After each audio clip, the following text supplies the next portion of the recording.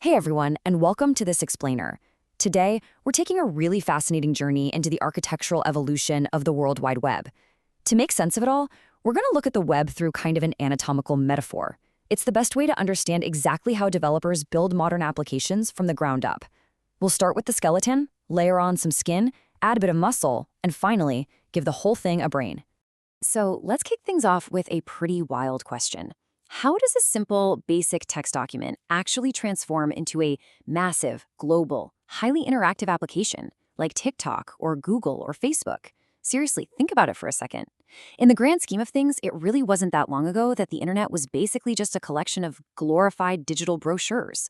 Yet today, it literally runs the global economy. So how did we make that incredible evolutionary leap? Well, to understand the end results, we've got to start right at the very beginning. All right, Section 1, the foundation, the static early web. If we look back at some of these early websites, like the classic Pension Parasic site, they are the perfect time capsule of the early web. Notice how incredibly basic it is. It's strictly for sharing information. There's absolutely zero interactivity going on here, and there are no databases humming away in the background. Back in this era, web content existed simply as static HTML files just sitting on a web server somewhere. You opened your browser, you made a request, and the server responded by sending back that exact text file. And that was the whole shebang. It was, for all intents and purposes, just a digital skeleton.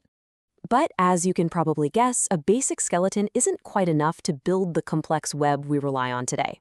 So that original HTML evolved into what we now call a living standard, HTML5. Development on this started around 2008, and by 2014, it was officially recommended by the World Wide Web Consortium. This was a massive, game-changing upgrade. HTML5 brought built-in support for audio, video, and these rich canvas elements, which perfectly bridged the gap between desktop PCs and the sudden explosion of mobile devices. In fact, whenever we talk about HTML today, we're almost always talking about this robust HTML5 standard. Moving right along to Section 2, the aesthetics, styling the web. We style the web using CSS, or cascading style sheets. CSS was a total lifesaver for early web developers because it finally solved the headache of separating the actual content of a site from its visual presentation. It became the web's skin, or clothing, if you will. But here's a fun trivia question for you. Who actually decides that an HTML element gets a specific style? Let's say we want all of our heading text to be red. Who gets the final say?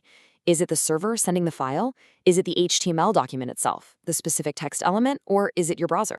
Well, the secret is in the name. It's a literal cascade, hence cascading style sheets.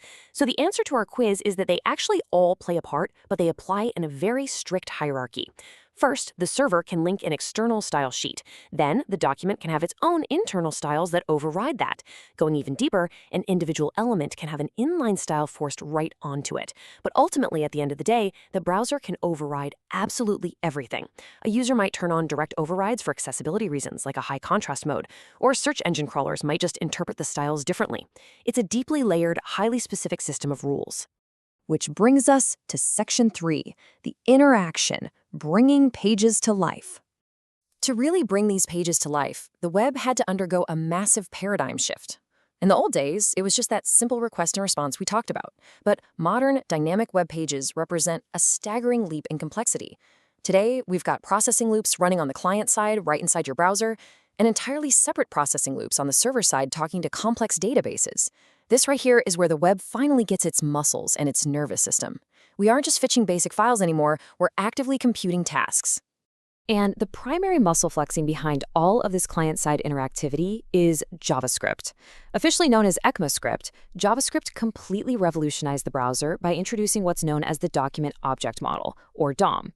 Now, thanks to the DOM, every single HTML element on your page is treated like an object, and that means it can be modified, moved, or deleted in real time, all without ever having to refresh the page. Back in the day, we had to rely on super clunky third-party plugins like Adobe Flash or Java applets to get anything even close to interactive content. But today, HTML5 combined with JavaScript handles all of that seamlessly and natively. All right, let's look behind the scenes in Section 4, the brains, the server side. On the server side, developers use scripting languages to actually generate all that HTML, CSS, and JavaScript that gets sent over to the user. And one of the undisputed titans of server-side scripting is PHP. It actually has incredibly humble origins, which is pretty cool.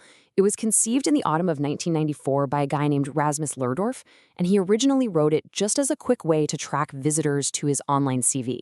So from a simple visitor tracker on a resume, it exploded into this open source juggernaut that powers a massive chunk of the commercial web today.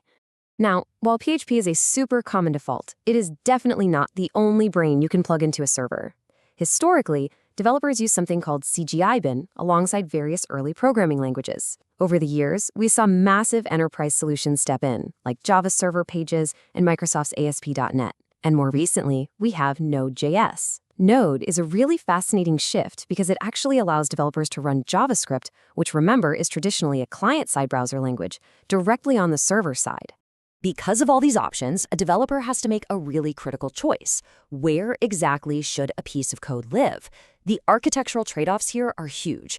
Think about it. If you run code on the client side, you're totally limited to the processing power of whatever device the user happens to have in their hands, which might be an old, slow smartphone. But on the flip side, it executes immediately and can even work offline. Now, if you run it on the server side, you're completely in control. You can harness massive supercomputers. However, you're entirely dependent on network response times, and of course, any server can be a high-value target for hackers. So every single feature you see in a modern web app is a delicate balancing act between these two approaches.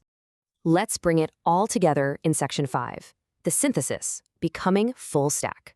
When you master this complete evolutionary ecosystem, it gives rise to a very specific type of professional, the full stack developer.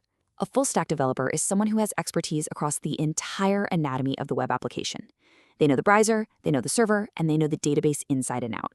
They might code in JavaScript on the front end, write some PHP on the back end, and query a SQL database, literally all in the exact same afternoon. And as AI tools like Copilot are quick to point out, this role just keeps expanding.